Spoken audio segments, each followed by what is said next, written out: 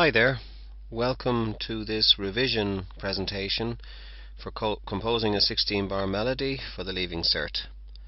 In this revision presentation we cover modification, modulation and sequence. The task: a 4-bar phrase is given, 3 further phrases are to be written in the form A, A1, B, A2. The A1 phrase must modify the A phrase and contain a modulation to the dominant key. The B phrase is to use a sequence of a melodic idea from the A phrase and end with an imperfect cadence.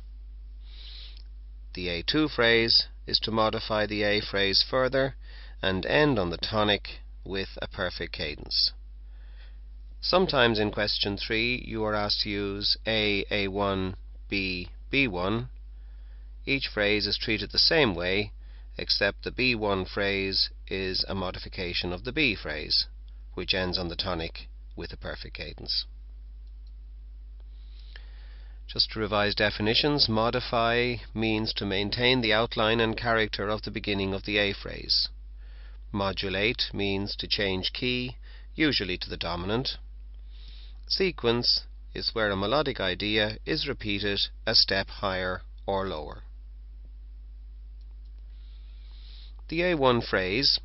In each phrase of the task you concentrate on the beginning of the phrase, then on the end of the phrase, and finally you join the two parts together.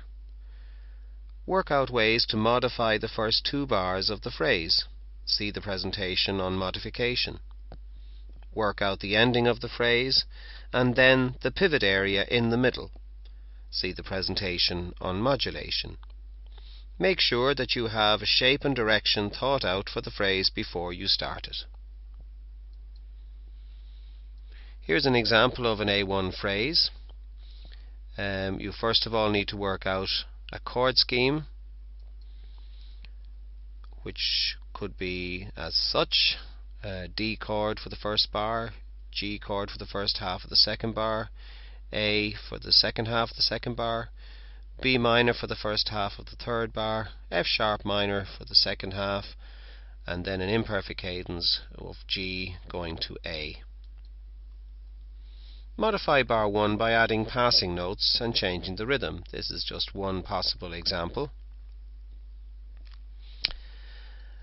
Modify bar 2 by taking passing notes out and changing the rhythm. Again, this is just one example. Now that you have modified the first 2 bars, concentrate on the end of the phrase.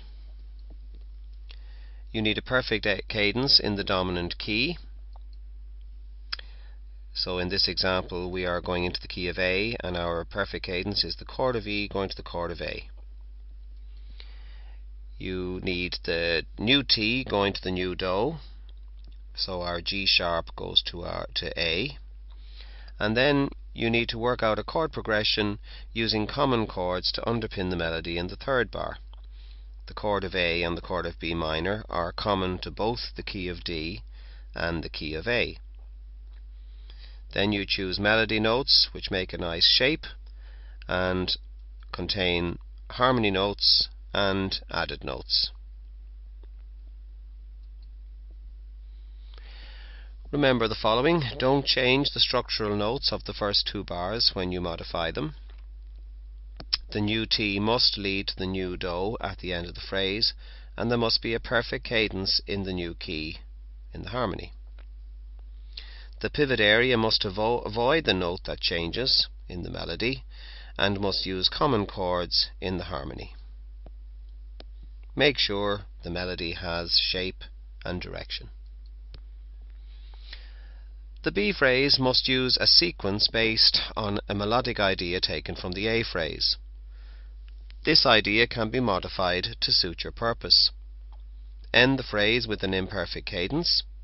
In 4/4 and 6/8 time, the melodic idea can be half a bar or a full bar in length. In 3/4 time, it will have to be a full bar. Repeat it twice or 3 times, depending on the length of it. go to the first note of the next repetition before moving in a new direction towards the cadence. Some important notes. Melodic ideas that start and end on the same note are the easiest to handle. We have an example of that in bar 4. If they start and end a third apart, they are easy to handle as well.